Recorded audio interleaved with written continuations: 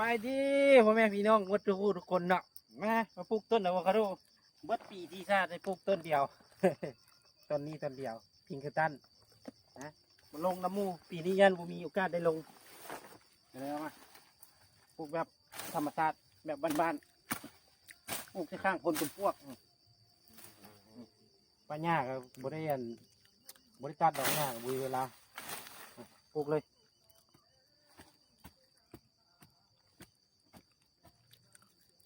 ปีนี้ผมมีเวลาเข้ามาตัดหญ้า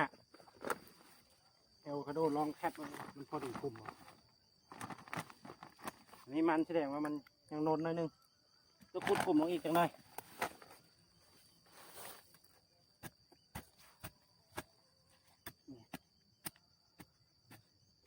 ถ้าทึกหลักการแท้มันต้องมีอันพูดคอกพูดอย่างเนาะแต่ตัวนี้ปลูกแบบบ้านๆเลยบ่มีพูดคอกใส่ยามัน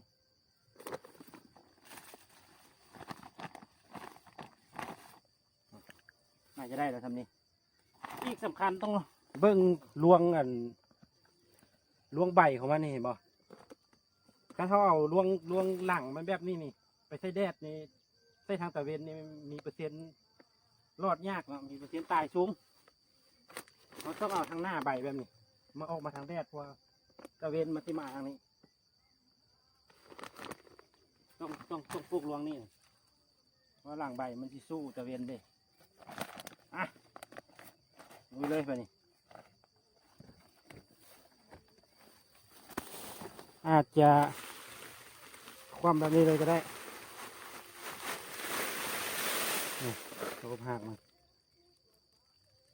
หรือว่าเขาจีกถงออกก็ได้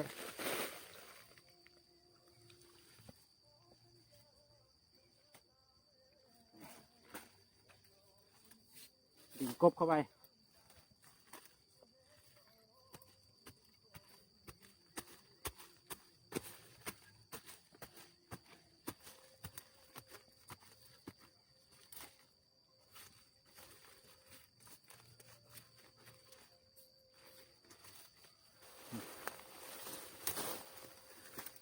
อันนี้ก็ถือว่าได้แล้วนี่มีแต่ว่างๆกับมาตัดหญ้าว่างๆมาตัดหญ้าแล้วก็ได้นี่นะ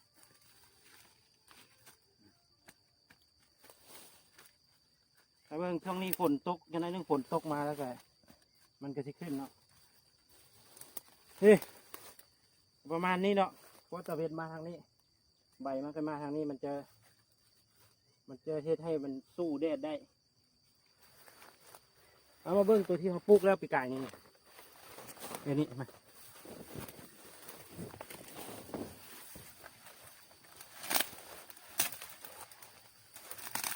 อันนี้เขาปลูกกันช่วงต้นปี5นี่นะจะได้5-6 เดือนละไอ้กระพิงขึ้นตั้นคือกันกำลังงามเนาะแบบนี้นี่เขาเร่งพูดเร่งน้ำมานะปีหน้านี่ก็ปีในนี่ก็เริ่มออกดอกอะไรนี่นะตัวนี้นะ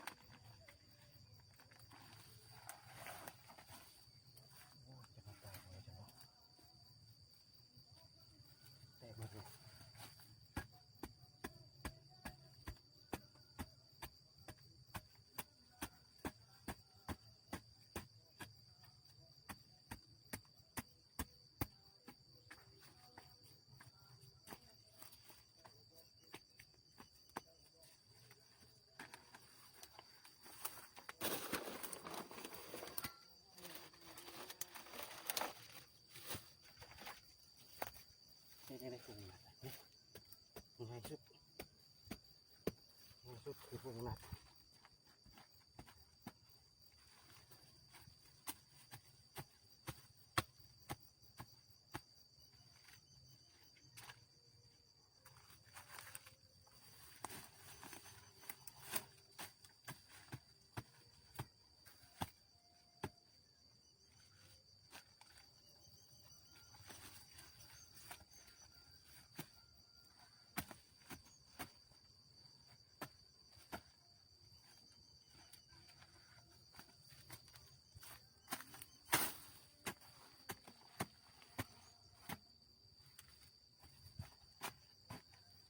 จบ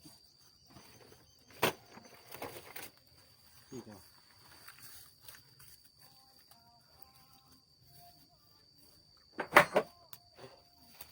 ไป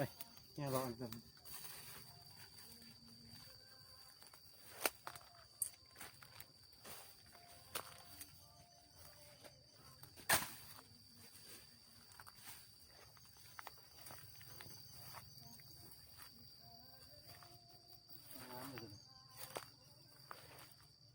ที่หน้าเนี่ยเป็นดอกแล้วเนี่ย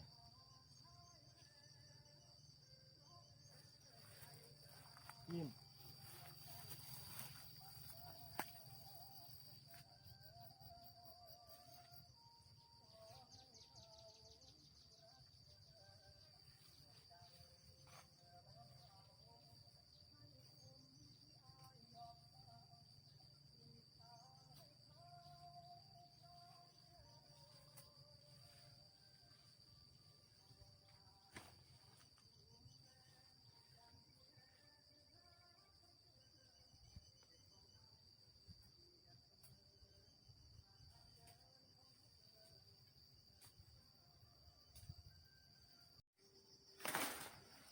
โอ้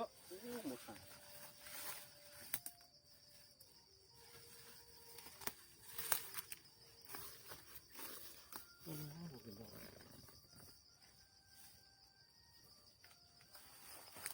เรื่องฝรั่งตัวนี้ตัวแมงไม้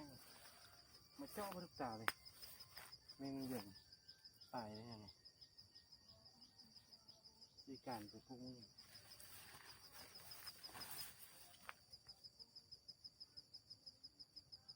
ไม่มาเนี่ยมาจะเศร้าเลย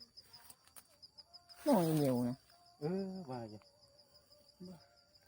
งนี้ยังไม่พอคร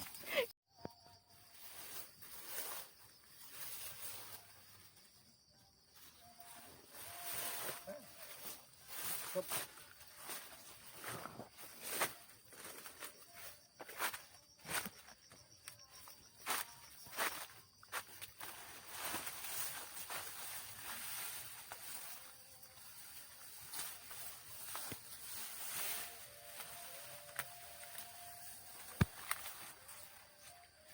ดอกนั้นยังเห็นจับเลย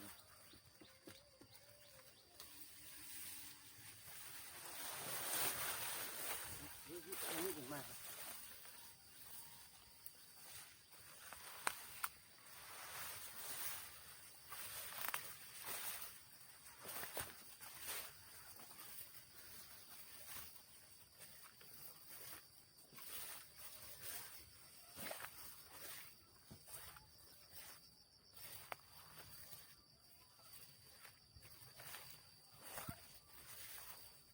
มาพี่น้องมาเบิ่งนี่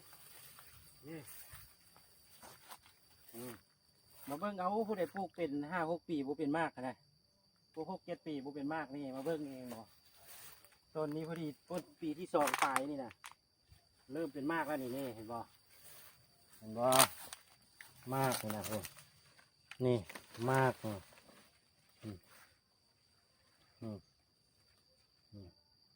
็นบ่พี่น้องบักขะเนียงเหรอสวยงามพันธุ์นี่แซ่บหลายยังเหลือจักหน่วยนี่นะ1ที่ก็มีนี่2 3 4 5 6 7 8หน่วยทยอด8หน่วยงามหลายเนี่ยยอดหลาย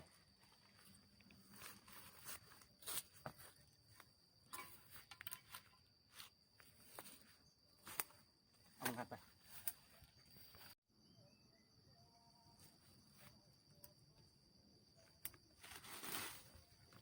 ทุเรียน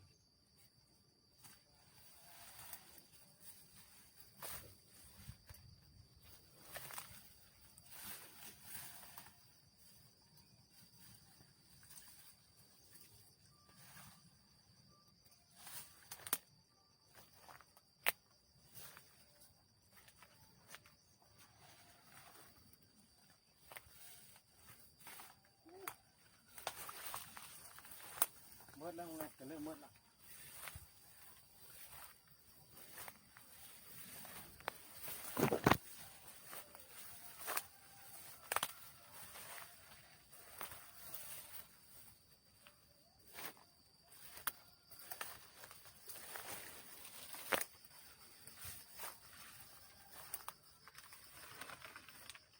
มังนัด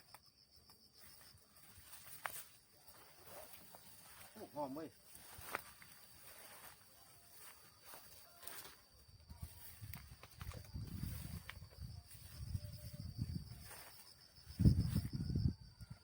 เอาใกล้ที่เมื่อแล้วมังนัดนี่นะเอาที่แล้วนี่ลายแล้ว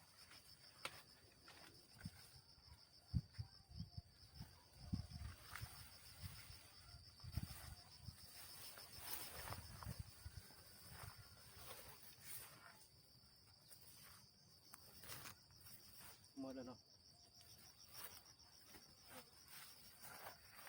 นี่อีกหนึ่ง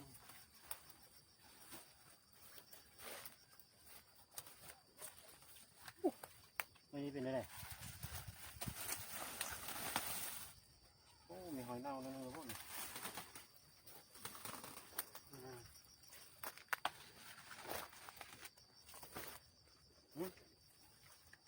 เป็น4 หน่วย4 หน่วยโอเคละโอ้หมดถังเลย